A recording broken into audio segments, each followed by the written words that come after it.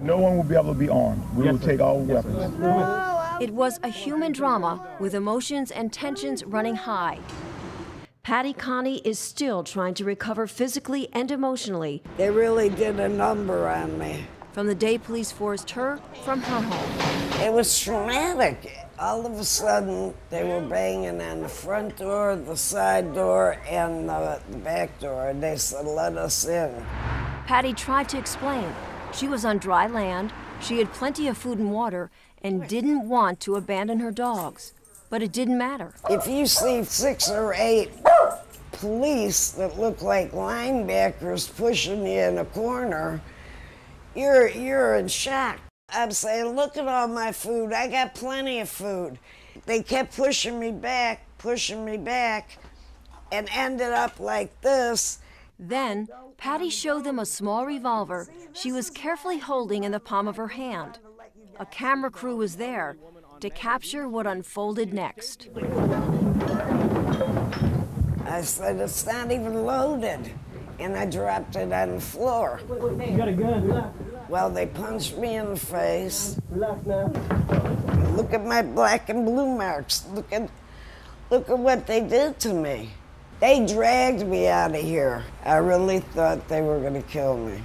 I really did.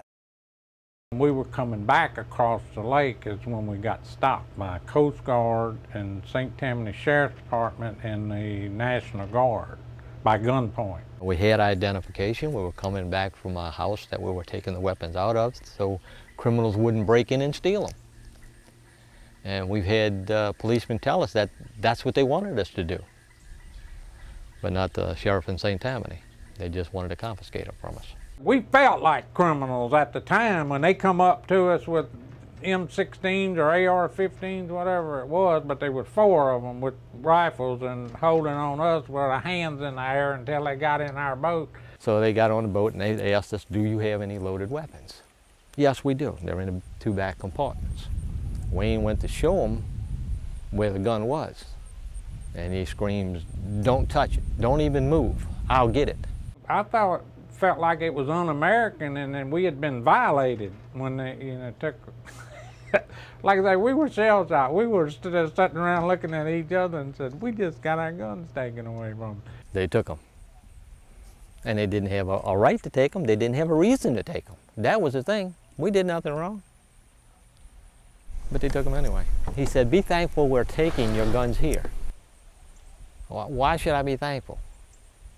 Well, if they catch you with them on land, they're going to take you straight to jail. We live in proof that all they have to do is say, "Look, this is the law." You had that feeling that you were violated. They took something from you. They stole something from you. That's the only way to put it. They took something that they didn't have a right to take. What'd you come and get my gun for? I'm a good citizen. Marie Galatis, a Baptist minister, faced the same story in her neighborhood. The same threats by thugs, the same lack of police, but she never once felt afraid. And I had my Bible, and I had my gun, and I knew I was safe. And I tell you what, I'm a Annie Oakley if you come fool with me or my family.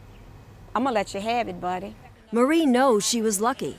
She was never forced to leave home and didn't have her firearm confiscated. It's going against my constitutional rights as a citizen. But Marie remembers how upset she got when the police department threatened to take her firearm. You're letting the thugs get away with everything, and you're coming to honest, good citizens and taking away their protection, and it is wrong, wrong, wrong.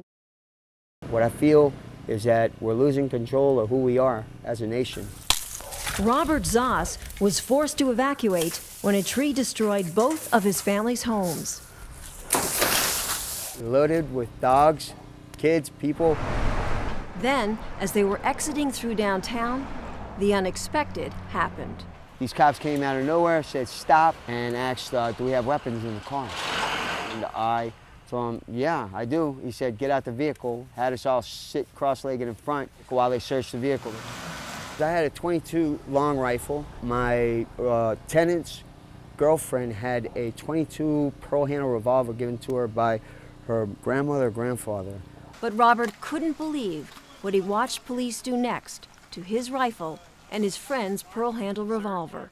I saw them smash her gun given to her by grandmother, grandfather, just against the curb. The other things that they busted up, the .22 rifle they busted up, these were police officers that went too far. We didn't have any rights. I mean, they treated us like criminals. They treated us like if we were in a third world country. I was scared because these guys weren't doing it by the book. There was mayhem. New Orleans police did not have control of the city anymore. So the only plan they thought, I guess, was to take the guns away from the people. Heed the warning of what this was. You know, this is like Australia. All of a sudden, boom, they got our rights. Okay, this is a Browning 270. It's my deer rifle. And this is a Savage 7mm 08. This belongs to my grandson. And this was the two rifles that they confiscated. We left about 6 o'clock in the morning. We started across Lake Pontchartrain.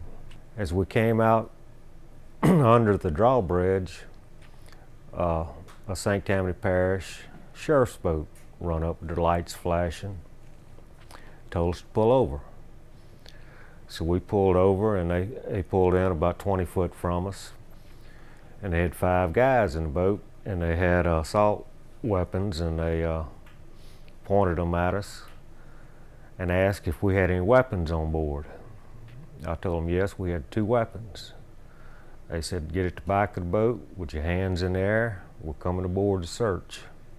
They got the guns. They opened the case and looked at them. I was standing at the back of the boat with my hands in the air.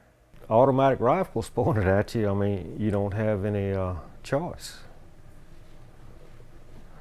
I mean, they didn't just have them pointed from their hip. They had them up at their shoulder pointed, you know. I mean, they weren't playing. They asked where we were going. Told them we were contractors for Pala Interstate. We were going to New Orleans to find a route to come in with a barge. So they said, okay, we're seizing these weapons. So I said, I want a receipt for my guns. They said, no, we're not giving receipts. Said if we give receipts, we'd be out here all day writing receipts for all the weapons we've confiscated. It made me angry when they told me to go get a lawyer if I wanted my guns back. That's when I really got angry. They didn't care what your rights were. They were going to deny them. It's not America as we've known it before. It's changing.